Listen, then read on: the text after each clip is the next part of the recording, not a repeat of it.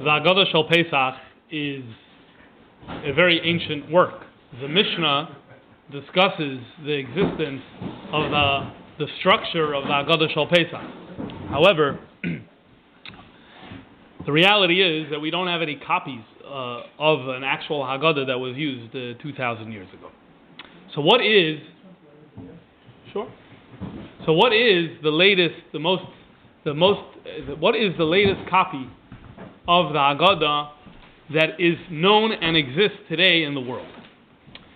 So, as for many times when we ask that question, not always, but many times, the answer brings us back to the Cairo Genizah. Why? Because in the Cairo Genizah, they were storing old documents and old svarim and old fragments for many hundreds of years, starting from around the year 900, and this continued well into modern times. And they were always preserved there, and the documents were not taken out of this shul, and it remained in this shul until the 1880s, when it was taken out and then consumed by many different universities and libraries around the world. And so the oldest copies of the Haggadah that we have come from the Cairo Genizah. Now, I'm going to put up an image of one of these copies, but I need to give you a little bit of a trigger warning, because it ain't a piece of beauty.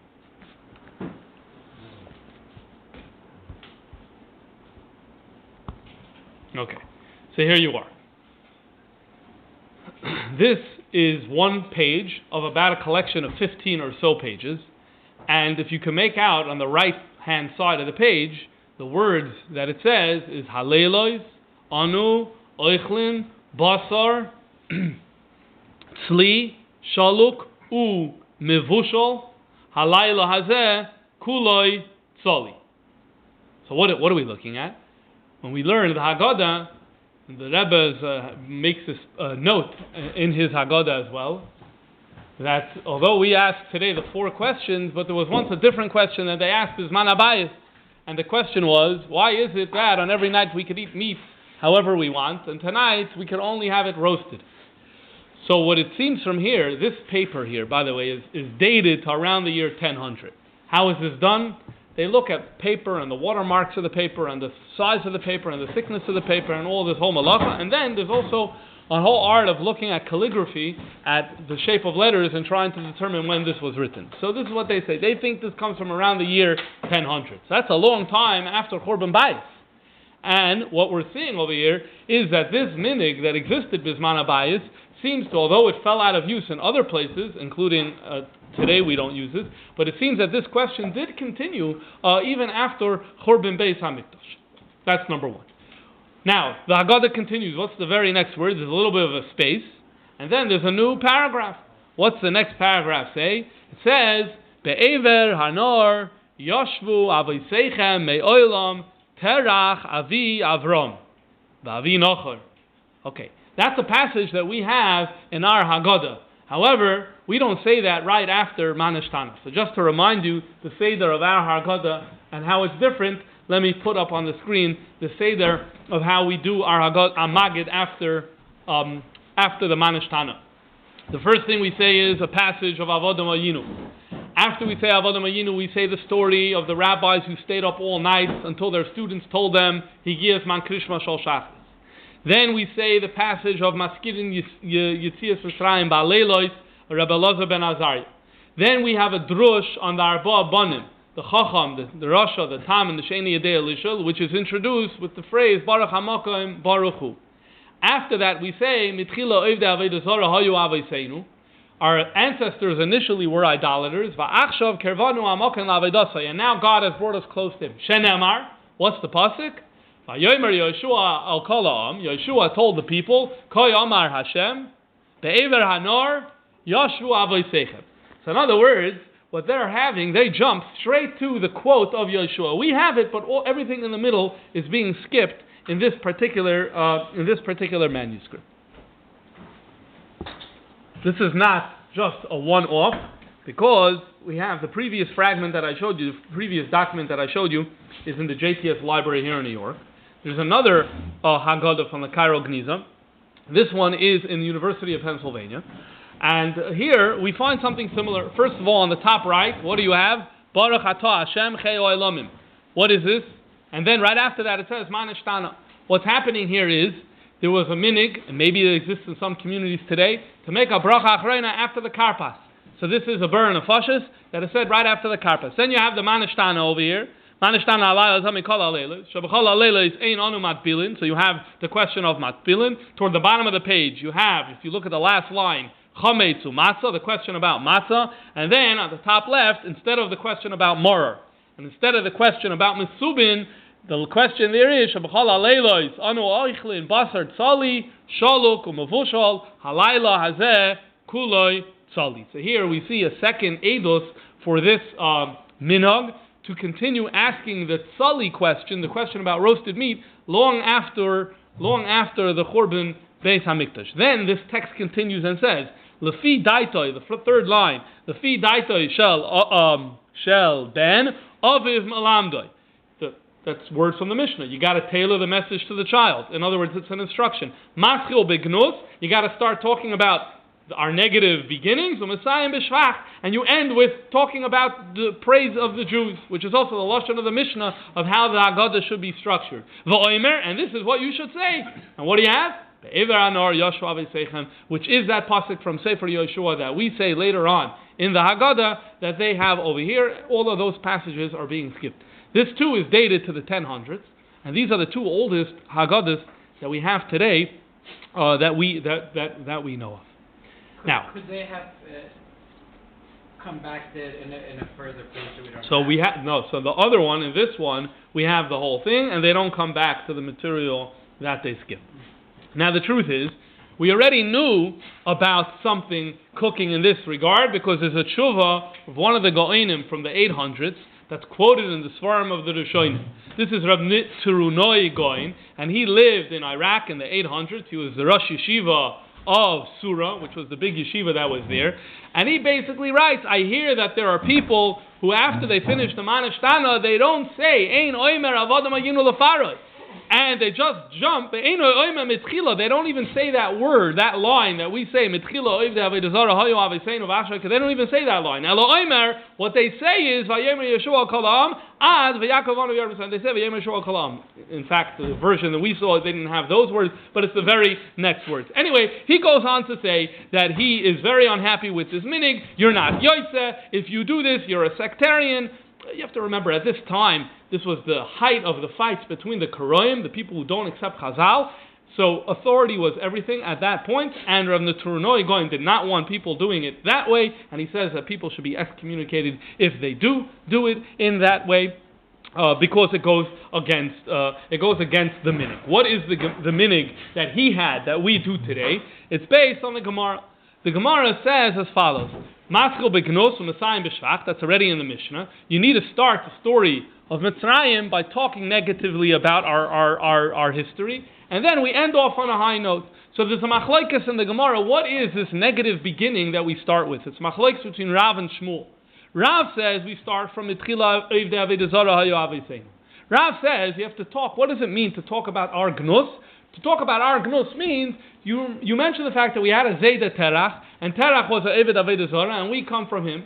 And then you translate, and Eibishter took us and told Avram, cross the river, go on to Eretz Yisrael. And the Eibishter took us out away from that, the cradle of Avodah Zarah, and brought us into a way of serving him. That's the gnus and the shvach that a person needs to say on Pesach night.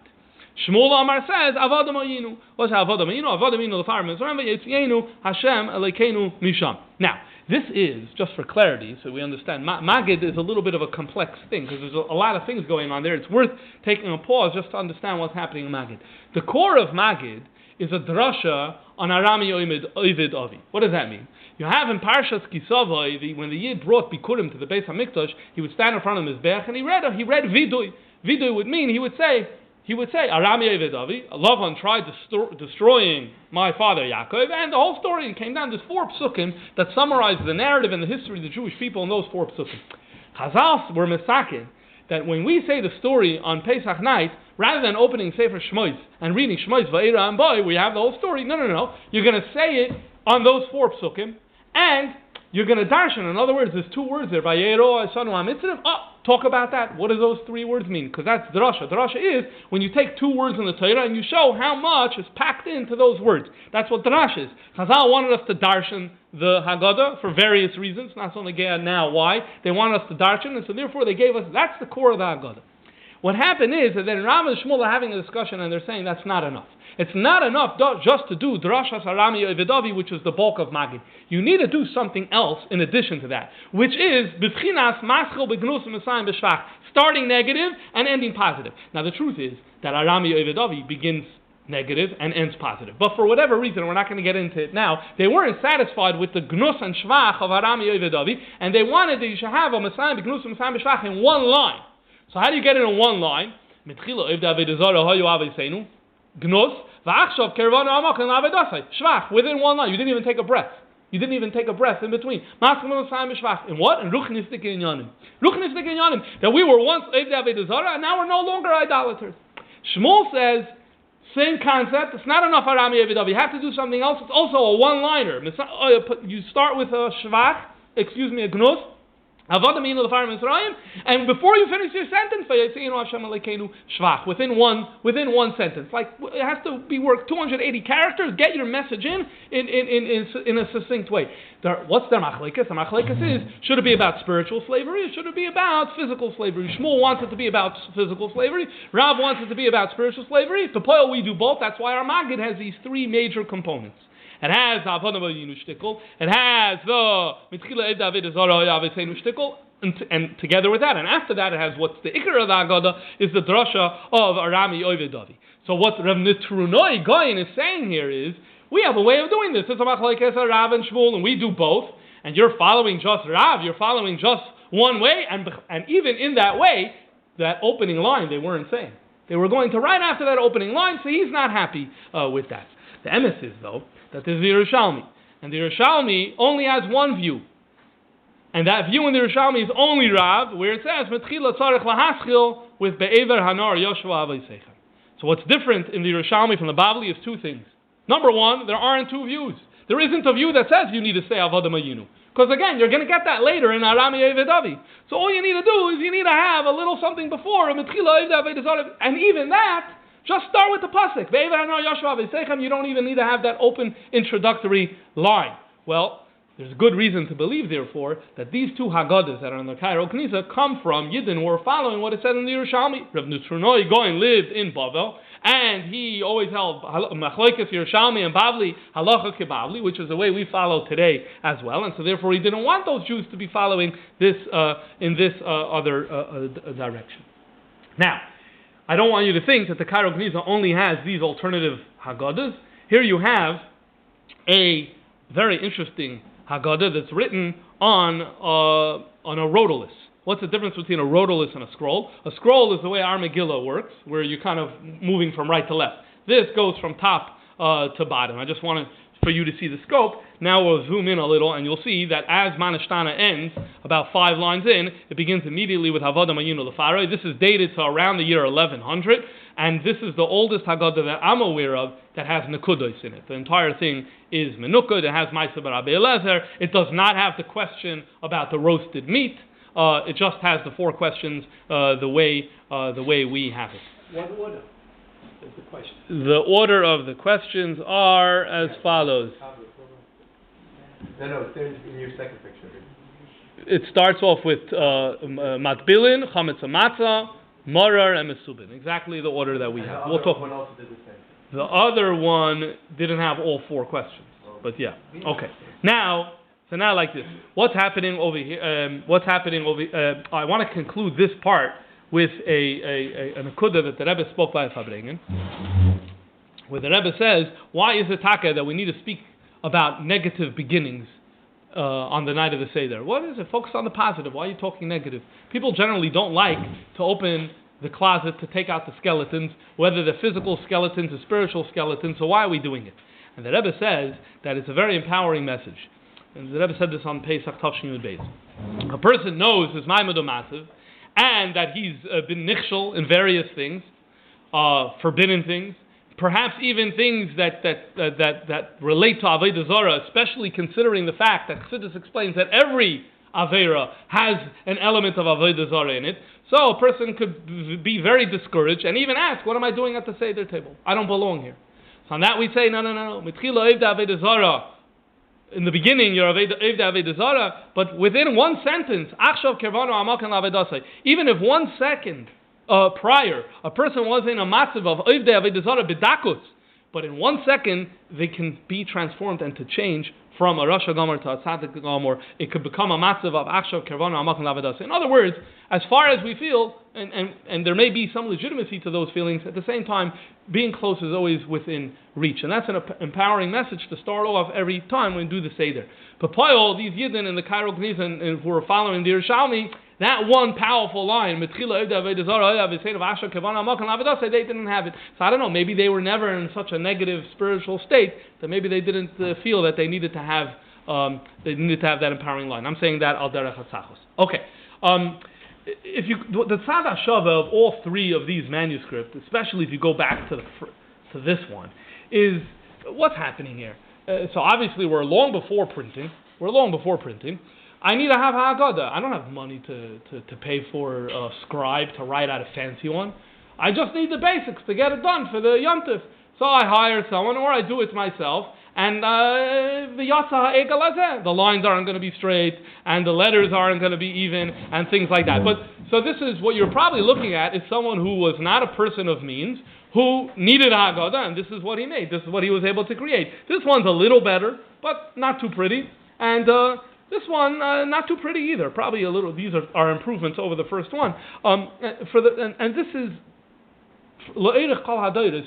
It would probably be fair to say that most Jews, when they used Haggadah, it looked more or less like these, till the printing press came along. And the reason I'm saying that is because the rest of the Haggadahs that I'm going to be showing you are going to be from the 1%.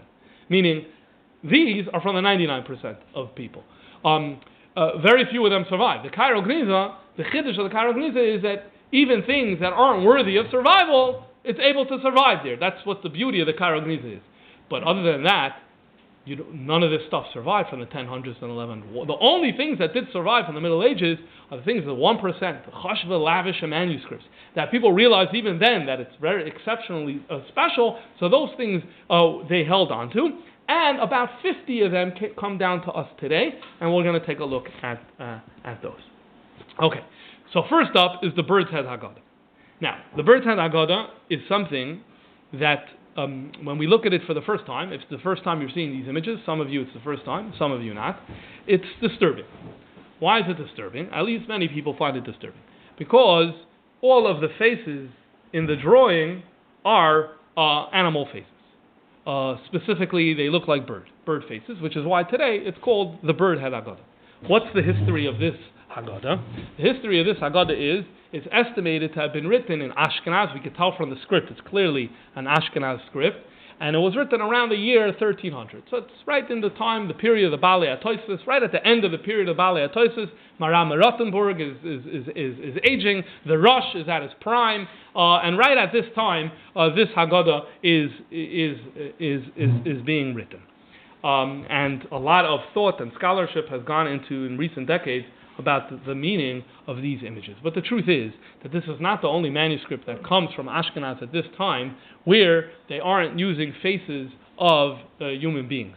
There's a number of other ones. Before Shavuos last year, I showed you some of them as well. It's not just one manuscript. There's 5 or 6 of them where we see things that are similar. And we know why, because we have documentary evidence of discussions that were going on at that time. In Tosfos, there's a question about, is it okay in Machzorim to have pictures of animals?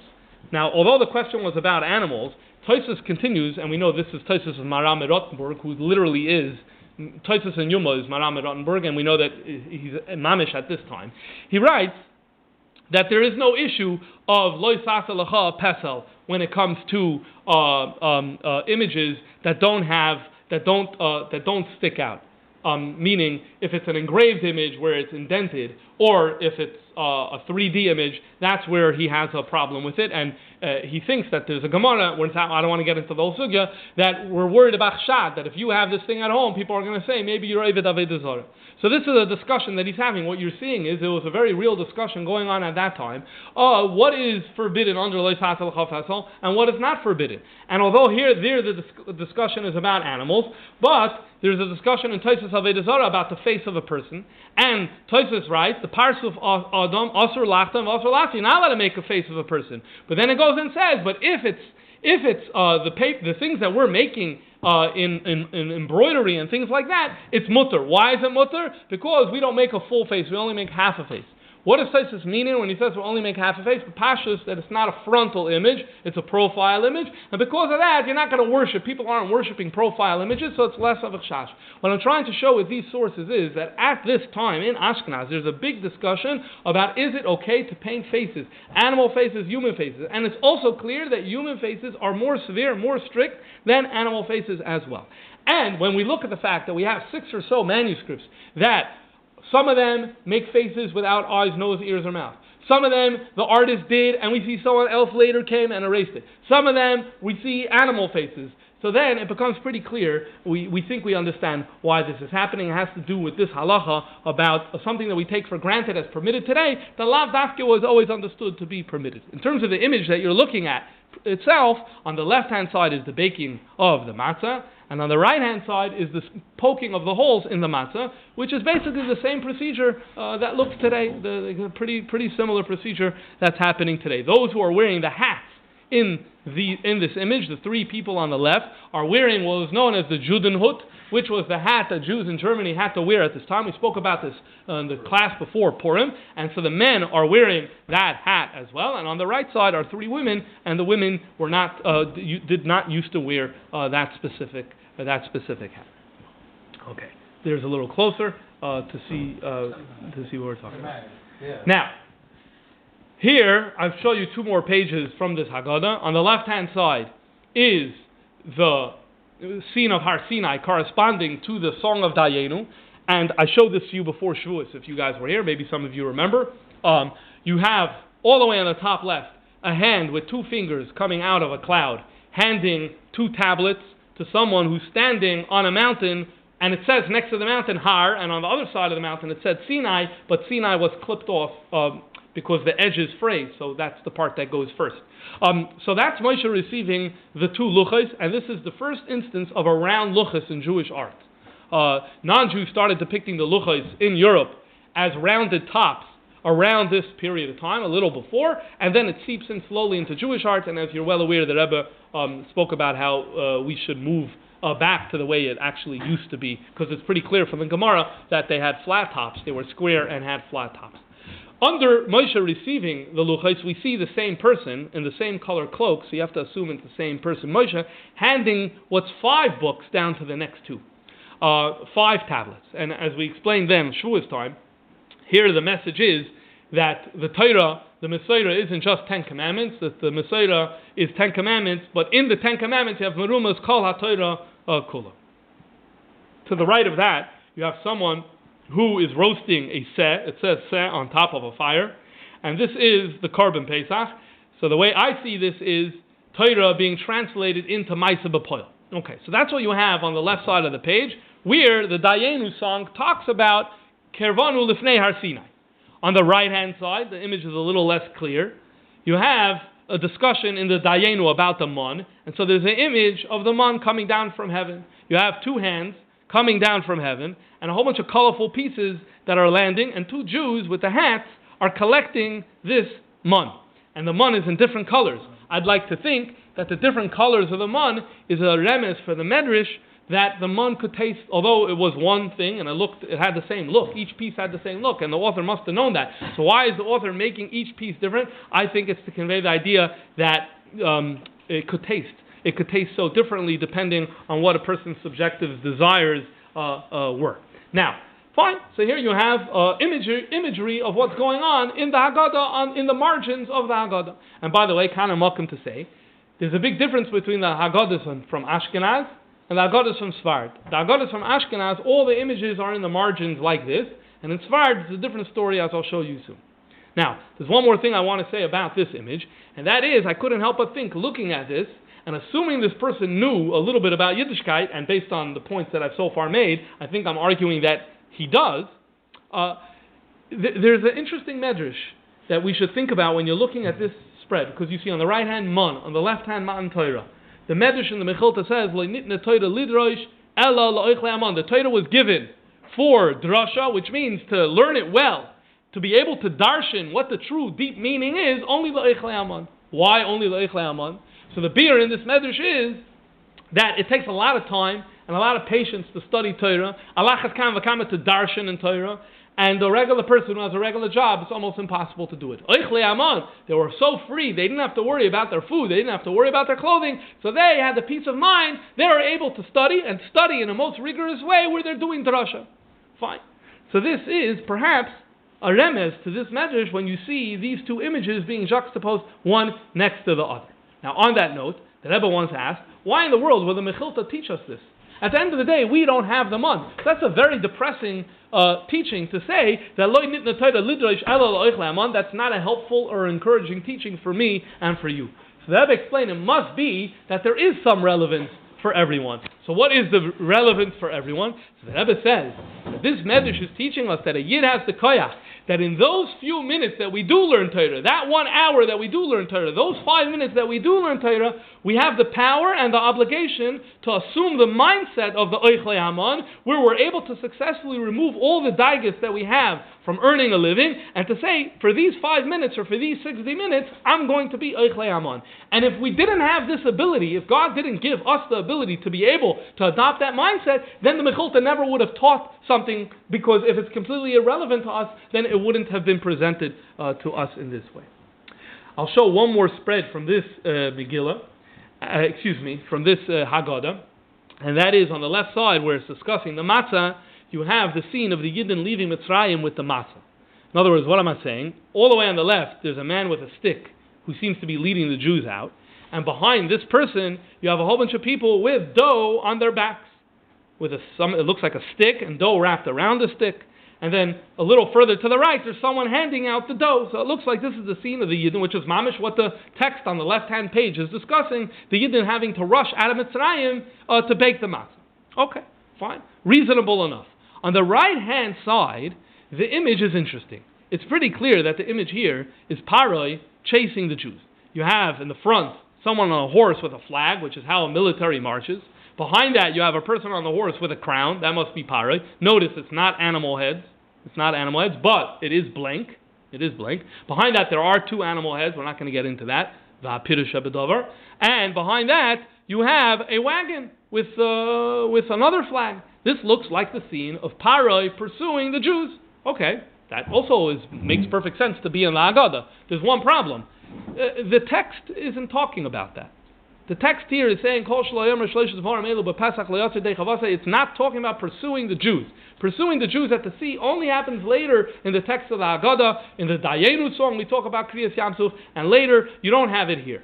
In fact, the image that you look when you see, because it's one spread, when you look at this image, it looks like Paroi is chasing the Jews as they are putting their dough on their shoulders and going out of Mitzrayim, which is historically inaccurate.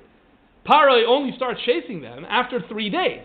And they baked their matzah on Tezvav. They went out with the raw dough. They went and they baked it later that day at the first stop. There was never a moment where Paroi was chasing Jews who had dough on their shoulders. So this is interesting. You could just say, and it's totally fine to say, that whatever was Mr. Medayek as an artist, he found empty space, he put an image. And I'll give you a 90% chance that that's a possibility. So 90% chance that's a possibility. But there's someone who speculated, maybe you have over here a remez to what Yidden were living through during their time, in the year 1300. What were Yidden living through in the year 1300? As we know, during this Tkufa, it started in the 1170s on continental Europe, in France and in Germany, where they would accuse Yidden that they would use blood in the matzah. And this would happen very often. There are so many blood libels that happen that we Pasha don't even know of today. And even if you go by the ones that we know of, there were just so many of them. And this was a very common accusation. So is the artist giving a little bit of a remez to that trauma that they're living through? We are the people on the left. We're trying to make matzah. And these are the Gentiles, the parais, who are pursuing us and chasing us and making it difficult for us and hounding us and hurting us for creating the matzah and libeling us in this regard. It's a tempting theory. It's a tempting theory, and I wanted to give it some airspace here in the room this evening. Maybe it's like Yipeshalach power was on chasing them out. They weren't chasing them out on horses and wagons. We never saw. By Yipeshalach power was on. As far as I know, we don't have sources that say, yeah, so that's, they come, para in pajamas in the middle of the night. We all know, he comes to the house and they say, leave. The idea that there was a military thing chasing these and outs, the hepecha biyod rama, I don't think we had that. Huh? What's the mix of the seemingly Jews and non-Jews? There's a lot, yeah, so someone wanted to say, just like the Erev Rav that are with Parai, they were the people who went out as Jews, but then they came back, and now they're coming with, so it could be that's a reference to that. Okay, we're moving along. Yeah. That's the reason why it didn't rise. Yeah. That means they had to Gershom and Mitzrayim, absolutely. They were told they need to leave right away, but I think there's a big difference between being told you need to run right away and creating a whole military formation chasing these and out. I don't know of any mocker that says that, and again, it's Hepech of Biyod Rama, so I don't think our tradition says that this happened. Even if you say it's two separate papers, it doesn't help because the image doesn't make sense on that page. So you still have a shaila. Because that page does not talk about Pare chasing the Yiddish. They could write after images. It's not draw it in all-in-one consistent. Okay, I made the case for my way of doing it, and let's move on. Yeah, I gave you a 90 and 10, so let's work within the 10. Okay. Now, let's go weiter. I want to show you another one or two from Ashkenaz. Here you have a page from what's called the Ashkenazi Haggadah. This is today in the British Museum in England. It is this Haggadah is from later. The Bird's Head Haggadah is dated to around the year 1300. This is dated to the mid-1400s. The mid-1400s. It's very lavish. It's beautiful. You could also tell when you're looking at these pages that it was heavily used.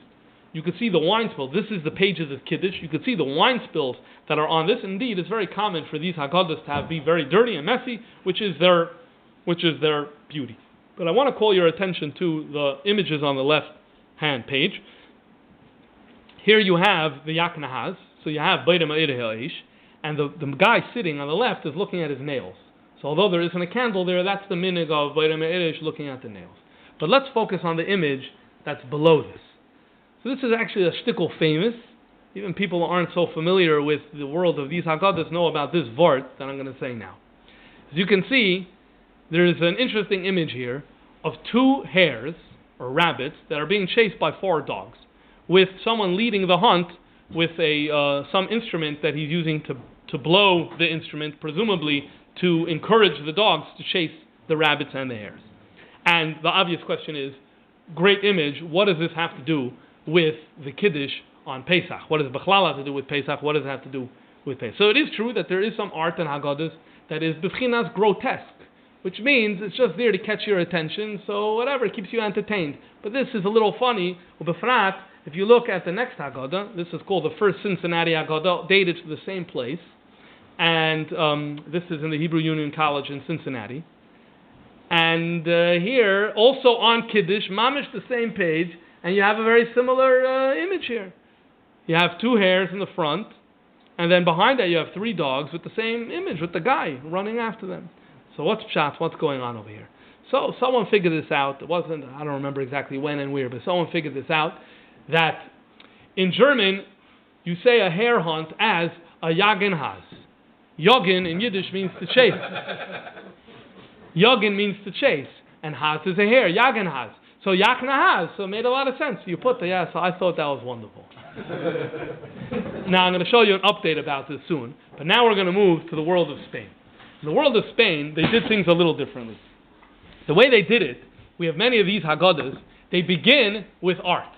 and they have these panels of image after image after image that say the story of the Jewish people, and after the story of the Jewish people is told in art, then it goes to the actual text of the Haggadah. So I'm showing you now a spread from what's known as the Golden Haggadah, also in the British Library in England.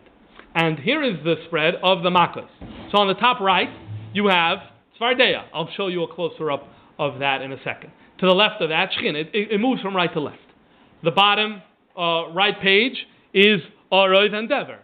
And then on the right side is Shchin, Barod, Arba, and Makas Choshech. You can see in the bottom left, it's black in the upper part of the image, and the lower part of the image is the Jewish people entering a home and taking things, which is what the Medrash told us happened during Makas Choshech. Bechlal, one of the things that interests me is the art that conveys ideas from Midrashim that are not Befedish and Teresh B'Ksad, and it's a whole topic and class for itself for another time. Here's a closer up of the Tzvardeya image. You can see Paray on the left. You can see the frogs on the right, and here you see another medrash right in front of our eyes, because the medrash about hitting the tzvardeya, and then the other tzvardeyas coming out of that larger one, so size not so much, but the idea, he is clearly hitting the tzvardeya, and there are 3 frogs that just emerge from his body. So that's the tzvardeya. On the left you have the kinim, makas kinim, and you may be able to notice, besides for the marks that are on the Egyptians' faces, the women in the top left corner are holding combs. So that's a very good way to convey kinim life. You need to get a comb to get your kinim out. The next spread is the end of the makkos. And what you have on the top right is makas b'choros. You can see the mourners leading a funeral procession on the top right. The top left is the Jews leaving Mitzrayim. I'll show you a close-up of that in a second. The bottom right is the Egyptians pursuing. The next image is Kriyas Yamsuf. You see the Egyptians in the water as the Jews pass through. And then you get an image not of Oz Yashir of the men, but you get an Oz Yashir of the women. Miriam's song together with the women. I'll show you a close-up of that in a second. And then something amazing happens. The biblical story stops. And so you would think that, okay, stop, you end it. No, what this artist does, and this is for all of these Haggadahs do the same thing, it seamlessly transitions into images of how they observe Pesach in their day. And on the top left, you have what's called the distribution of matzah and charoisas, which we're not going to talk about today, though maybe next week we'll talk about that. And then under that, on the right, you have a cleaning of for Pesach. I'll show you a close-up of that. And then on the left, you have an image of the preparing of food and kashrim of kalim for Pesach. So I think what's happening here is they're putting themselves into the biblical narrative. It's not like there's them and then there's us, because there were other people in the world who didn't call themselves Jews who wanted to create that division. There's biblical Israel and then there's you guys today. What they're doing is they're putting themselves as one hemshichiyut to the biblical story. Let's have a closer look at some of these images. Here is the image of the Yetzias Mitzrayim. Why are their hands up?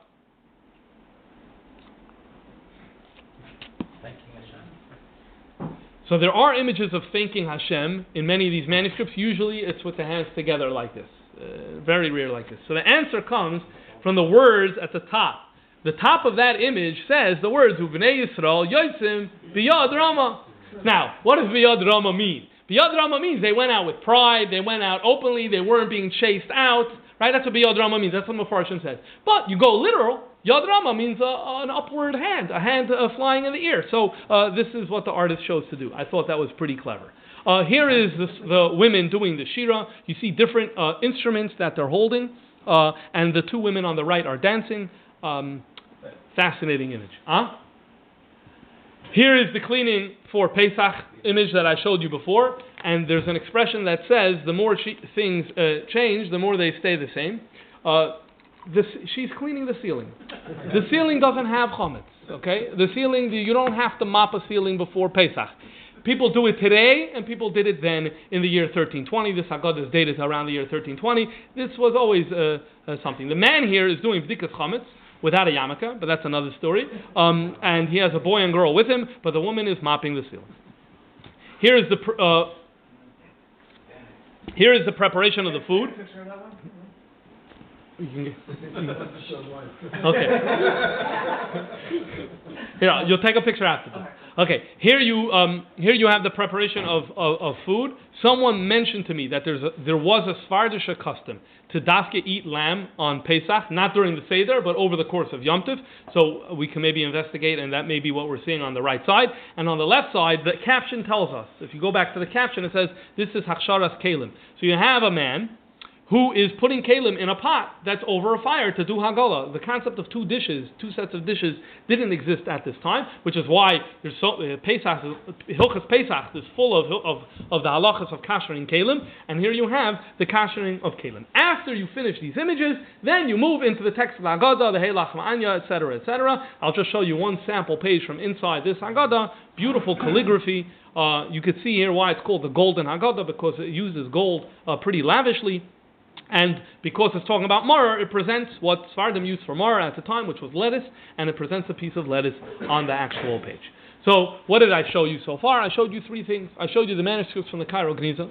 I showed you Ashkenazi artistic Haggadahs. I showed you Sephardi artistic Haggadahs, and this brings us up till the late 15th century, meaning around the 1480s. By this time, the printing press kicks into motion, and because the printing press becomes relevant, all of a sudden the manuscript industry gets hurt, and the commissioning of manuscripts stops for a good few hundred years, and we start moving to the print of the Haggadah. So, what is the first printing of the Haggadah? So, the thinking now is that this is what's known as the first printing of the Haggadah as far as we know today. A very, very plain and simple print that was assumed. The assumption is this was printed in Guadalajara in Spain 10 years before Jews were expelled from Spain. Jews were expelled in 1492. This is from 1482. How do they know? They don't know. There isn't a colophon. There isn't an exact date here. So it could be it's wrong. The reason they assume it's 1482 is because they analyze the paper and there's watermarks in the paper. At this time already companies that are producing paper are putting watermarks, so there you can figure out if you know from other places, who used what watermark, and that's how they came up with the year 1482 in Guadalajara in Spain. There's some interesting minhagim that you see here in this Haggadah. I'm showing you here the page of the core of Magid, meaning the beginning of Magid, the Manishtana with the Avodah Mayinu and the Baruch HaMakom. Maybe we'll come back to this in a second. It could be also this one looks very similar to the type. Not the elaborate one, the simple one that the average guy was using. In handwritten or as a handwritten?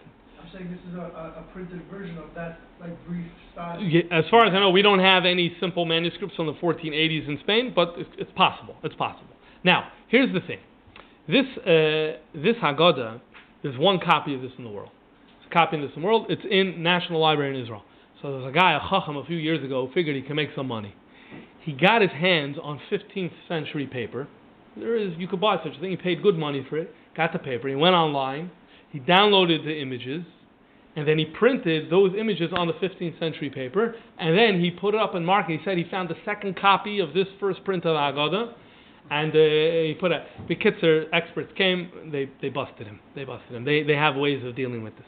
Okay, now, the Rebbe refers in his Haggadah, here's the title page of the first print of the Rebbe's Haggadah in 1946. The Rebbe's Haggadah in New York was printed. The Rebbe refers to the first printing of the Haggadah on two occasions. Number one, the Rebbe has a discussion about the proper order for the 4 questions. And the Rebbe brings all the different sources that discuss the proper order, because there are different orders. And what the Rebbe mentions, if you look at the top left, the Rebbe writes that the custom that we have, Kenu ba'Haggadah harishona shebetzvus, the first Haggadah that was printed, Sansino 1485, which is not what I told you before. Okay. Another time, the Rebbe refers to the first printing of the Haggadah, and that has to do with the language of the Shaila of a Chacham. There's a big problem with the language of the Shaila of a Chacham, because the Chacham is supposed to be a good guy. But the language of his question is, Maha Eidos Asher Tziva Hashem Alekeinu Eschem. Eschem is you guys. One second, that's the Rasha. The Rasha is the one who said, you guys. Okay. So a lot of commentary has been written on what is the difference between the Chacham's question and the Rasha's question. The Rebbe notes here that there are versions that in the Chacham's question don't have Eschem, although the pasuk of the Chacham has the word Eschem, but there are versions that have the word Oisanu. The Rebbe says that this is in the Yerushalmi and the Mechilta and the Rambam. And therefore, the Chacham is including himself, no problem. And then the Rebbe adds, V'cheinu ba'Haggadah Rishona Shebetfus. These are the two times the Rebbe is referring to this Haggadah. Okay, this Haggadah from Guadalajara, 1482, was discovered and became known. It was in private hands. It was discovered and became known in the 1960s. So when the Rebbe was working on his Haggadah, this was not part of the discussion. In fact, what the Rebbe says here about Oisanu, if you go back to this and you look at the Shaila of the Chacham, okay, it's in the paragraph in the left-hand page, Baruch HaMakom, you see, it says, Chacham ha'oimer, ma'oidus ha'chum eshvan, sh'ativ ha'sham l'keinu eschem. So this Haggadah does not have the Oisanu that the Rebbe says is so clearly the Rebbe is not referring to this Haggadah, and again, no one knew about this Haggadah in the 1940s. There was another Haggadah that was known in the 1940s, and that's the Sansinos. The Sansinos, we spoke about them in previous classes. They're the printers who were active in Italy in this time, in the 1480s, mamish the first few decades of print. And here is a Haggadah that we think they printed in 1486. Here's the Helach Manya and the Manashtana. And if you look at the order of the Manashtana, okay, that's not so controversial. But if you go to the next page and look at Chacham HaOmer on the left side, Ma'idus v'achukim ha'shvana shartiva Hashem alikeinu oisanu. So this is a candidate to be what the Rebbe is referring to. This is in the JTS library here in New York. Now, this we knew about earlier than 1950. We'll talk about it in a second. This Haggadah, we don't know when it was printed. Why don't we know when it was printed? It was bound together to a siddur. So here's a page of the siddur. The siddur has a colophon at the end that says it was printed in the year 1486, clearly. So the siddur is 1486. The Haggadah doesn't have a colophon. Someone, no one knows who, bound it together with the siddur, but they're so similar. The sizes are similar. The fonts are the same. It's just so similar, the two, that therefore the assumption became the siddur is 1486, the Haggadah must be a 1486 Haggadah as well. But I was still wondering if this is what it is, and why is the Rebbe writing 1485? Okay, so it turns out this too, although it was in the JTS library for a very long time, it wasn't a very well-known manuscript. There's something else. We have another option. That same year, in 1486, the Sansinos printed a machzer for Rome. And in this machzer, where they have the prayers for the whole year, they also put a Haggadah. It's the same text as the other one. The Chacham question on the bottom right is Oisanu. Is Oisanu exactly the way the other one is? And this one has a colophon. What's the colophon say? The colophon says that they began printing it in the year Reish Mem Vav in Tishrei. Reish Mem Vav in Tishrei is 1485. They finished it in 1486. I think that what was happening, and this one, a facsimile was printed in Berlin of this in the 1920s. So I think this is what the Rebbe was referring to, and people probably spoke about it sometimes 1486 when they finished it, sometimes 1485. If you're trying to sell it, you're probably going to say 1485 because then it sounds like it's older. So it could be that some people refer to Dafka as 1485. This is so now I showed you the earliest printings of Haggadah that are what we call incunabula, that is printed svarim before the year 1500. Those are the most chashve in Yonim of print. What's the first printed Haggadah that gets imagery? Remember, the manuscripts had imagery, so it was soon to be that the printed ones would get imagery as well. Interestingly, these images here come from the Cairo Genizah.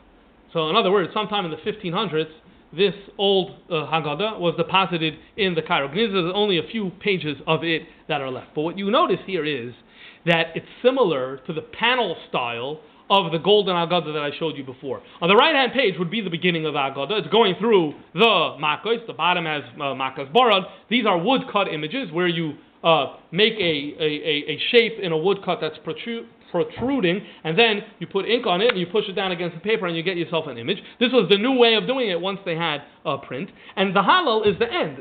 These are not the same page. In a bound book, the right-hand side is much earlier and the left hand is much later. And here's another page, and you see the same thing. It's the other side of the same page. Again, you see these panels. This is very similar to those panels that we know from the Svardisha Haggadahs, and it seems that this was done in a printing press. No one really knows exactly where. No one really knows exactly when. because there is no date, it's only a few pages, but based on all the things that we've been discussing, it's estimated to be around the year 1500, 1505, 1506, something like that, printed right after the Jews were expelled from Spain, either in Constantinople, in the Ottoman Empire, or in Italy. And what's amazing about that is just, there's a story behind this. There are Jews, they just left Spain, they had a whole tradition, and they're trying to rebuild that tradition into a new Haggadah that they're printing a few years after Girush Sfard.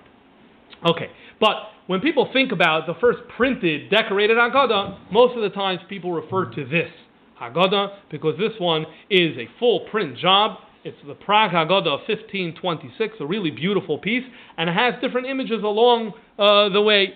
So, for example, Baruch HaMakom Baruch Hu has a man thanking God. Again, two hands in the ear. A Chacham has a picture of a Chacham. The Rasha has a picture of a military person. There's a long history going back to the manuscripts. When they wanted to depict the Rasha, they would always have a guy with a weapon. That was the way Jews would refer to Rishonim. The Tum here is just the regular simple person. Here's another page of this Haggadah, and I want to call your attention to Mitchila Evdei Avodah Zarah Hayavisenu, because I hope you didn't forget that we spoke about that earlier. And I asked the question, why are we mentioning this negative thing about Evdei Avodah Zarah? Well, the person who printed this Haggadah, he thought that in addition to being someone who knows how to print, and in addition to getting calligraphy together and art for woodcuts together, he also thought that he was smart and he could give a nice commentary. And so he put a ha'ara on the side of Mitchila Evdei Avodah Zarah. What does it say? It says, Chas v'shalom she'aviseinu evdei avodah zarah. God forbid to say on our ancestors that they served idols. El hapirush, you know what this means? Ma'achar she'aviseinu ikiru boiram, because our ancestors recognized God, v'avdei b'yira uvelev shalem, and served Him with awe. So haya zeh zara be'enei umas olam. It was avodah zarah. It was foreign to the goyim. That's what avodah zarah. Mitchila evdei avodah zarah haya aviseinu. Our Zaydas were such good monotheists that it was so foreign to the Gentiles. So something was honestly bothering this person. He didn't appreciate the idea that we're maschil bignus, and so he created this medrash. There is no mucker for this attitude or for this idea or whatever it is. I didn't go through all of these things, but when you see one like this, usually it's a sign you're going to find another few gems. So it's probably worth going through the rest of the Haggadah to see what some of his other ha'aris are. Now, this is Prague 1526. If you move along to a few years later, in 1534, in a place in Germany, Augsburg, there is this Haggadah that's printed. I don't have a color image of it. And this is the colophon, all the way. It says, Gimel Shvat Elef Hashishi Shnas Chaim Bar David. So that's Hamachoykek. Hamachoykek means a carver, printer. You have to carve out type. Chaim Bar David, if you do the math, that comes out to the year I told you before, which is 1534. 1534, he has Haggadah. I want to show you one thing about this Haggadah. Here you have Kiddush, and it's also Havdalah, it's Yaknahaz. I don't think you're surprised to see that the idea before transferred over here, and you have a guy on the right side with his shofar, you have the dogs, you have, this time you have a net that's catching rabbits, and look, these rabbits, they're going to be caught right now in that net. They're dead. Behind them are dogs, in front of them is a net. They're over. They're kaput. Next page of the Haggadah. Continues Yaknahaz. Oh, look what happened. They're on the other side of the net. They're on the other side of the net. This is a new innovation in this saga of Yaknahaz. What happened here is as follows. Rather than it just being a joke about Yaknahaz, the imagery of they're chasing us, we're trying to get away, and we got away, that becomes the story over here, which is very much a Pesach Dika story, and that seems to have taken over the meaning over here. In other words, what I'm arguing is that it seems that, and others obviously have said this, it seems that at a certain point, this Yaknahaz image becomes an image of Yidden see themselves as the rabbits that are running away from the aggressors, and that's what they're para, and we're running away, and we made it. We got it through. Although it looked like we were totally dead, we survived. Okay. Let's continue. Here's the last part for tonight. The last part for tonight is a printing of the Haggadah. We're moving forward. Now we move into the 17th century. And in the 17th century, you have a fascinating printing of in the beginning of the century in Italy, in Venice. Venice at the time is the New York City of the world. And so they're importing everywhere. And printing is there. And so the same Haggadah is printed in 3 languages. On the right-hand side, in the left-hand side, it's the same title page. But what's different is the Pirush going to be written in Italian, which is the right-hand side, or is it going to be in Yiddish, in Ashkenaz, which is the left-hand side? But both are for the same year, from Shin Samach Tes, which is 1609. And there was a third language, Ladino, was also printed at the time. It's surrounded by images. Here is a bigger shot of the process of baking matzah. Okay, if you go into this Haggadah, you see it uses this Mesorah about Yak Nahas. You see this is a big Mesorah. You're not allowed to go away from this Mesorah. In the Yak Nahas, you have over there, in the Beis, which is an initial word, a design, the guy with the shofar, a dog, a rabbit running away, but we're only down to 1 dog and 1 rabbit. Okay, fine. Now, this Haggadah is a bestseller. What happens is that it sells out, and we need to have a reprint done in 1629. And so here you have a reprint done in 1629. As far as I know, also again in all 3 languages, Italian. Here's the title page for the Italian one, but it's different. Notice the title page here has 4 images around it, or actually 6 images around it. Here, title page, totally different. So it's going to be different. There's going to be some similarities. It's going to be different. You move into the next page of this Haggadah, and you have those same 6 images that were before on the title page are now on this page over here. And what you have over here is an introduction by Yehuda Aryeh of Medina. And what he's doing here, this rabbi who lived in Venice at the time, he is introducing what's unique about this 1629 edition that didn't happen before. What is that? Abarbanel wrote a Pirush on the Haggadah. It's called Zevach Pesach. There's one problem with Abarbanel's Pirush. And it was with all of his Pirushim. He wasn't blessed with the gift of brevity. He didn't know how to be Mekatzer. His Sfarim are very, very long. They go on and on and on. You want to have his Pirush in your Haggadah is going to be the size of a phone book. So what did Rabbi Yehuda Aryeh Medina do? He wrote a condensed version of Abarbanel, and he printed it in this Haggadah, and wisely called it Sli Eish. Why Sli Eish? Because when you roast a shtickle meat, it starts like this, and then it condenses, right? So Sli Eish. So he's going to do that, but it tastes better.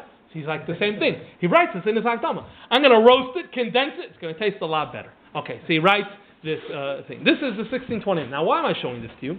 Because I want to conclude with something that was. I think this was more or less just discovered in the Rebbe's library. I'd like to bring that into the conversation here.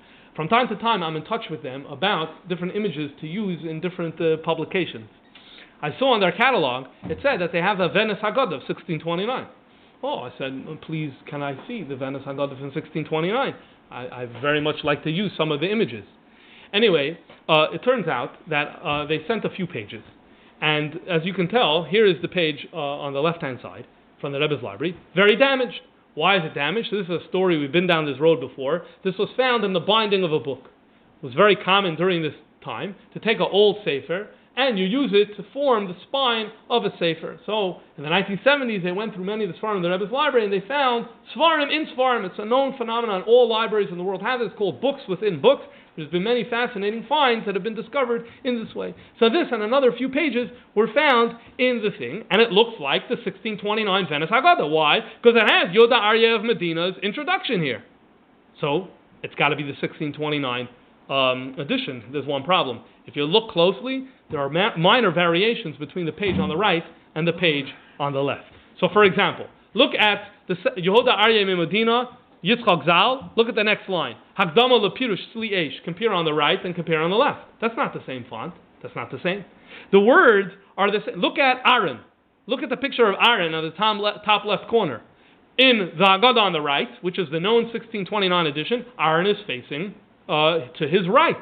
In the one on our left-hand side Haggadah, the one found in the binding of a book, Aaron is looking to his left. What's going on over here? And if you look, the line breaks are not the same. Look at that big paragraph of text. On the right-hand side, it's one paragraph. On the left-hand side, it's two paragraphs. This is very. Look at the bottom image. Do you have the caption on top divided in two, or on bottom on two lines? It goes on and on. Very minor. All the words are the same, but it's minor variations. And this continues page after page. Here's Avodah Mayinu from 1629, the known edition. Here's from the Rebbe's library, found in the binding of a book. Again, there are no. Look at the design of like the 6 boxes on the design in the right column. That design is not there in the 1629 edition. And the caption, is it under the photo or is it on top of the photo? This is a picture of Avodah Mayinu, the Jews slaving away in Egypt. This pattern continues. Here's the page of Bdikas Chametz in the 1629 edition. Here is from the Rebbe's library, the binding, the same page, and you can see there are some differences. Let's see, which one should we talk about? Look at the crowns. In the bottom right, you have the crowns. On the left hand, you don't. By the way, even the arch at the top is different. On the right hand side, there are these three knobs. The left hand side, you don't have those knobs. When some of the photos are identical, it means that the printer had the same woodcut. You had the actual original woodcut. Yeah, l'chayra. L'chayra, that's what it means. If the pictures are identical, it means the same woodcut. So what's going on over here? And here you have it again, one last page, and these are the pages that this is the last one. Ma'aser Rebbe Lezer, again, subtle differences. So it's not what we have over here is not 1609 Venice. 1609 Venice didn't have the Pirush of the Tzli Eish, so Bichlal can't be that. 1629 is a problem. We know what 1629 looks like, and it's not that. There was another print in the 1700s. There was a print, but I checked; it doesn't match that either. So no one knows for sure. Again, but Rabbi Levine in the library said, after going through all of these things, his best bet is that we're dealing with the printer's galleys. So what does that mean, the printer's galleys? When you have a vision for your printing of your book, you always do a dry run. You test it once, you see how it looks on paper, they're like, no, we got to change this, we got to change this, right? And then those papers become garbage, which is why they would end up in the binding of a book, and therefore that would explain why there is no copy that resembles that. Now, if that's true, so for most people, it's like, who cares? But it's actually a very rare thing. To have galleys from a 17th century book is very uncommon, almost unheard of.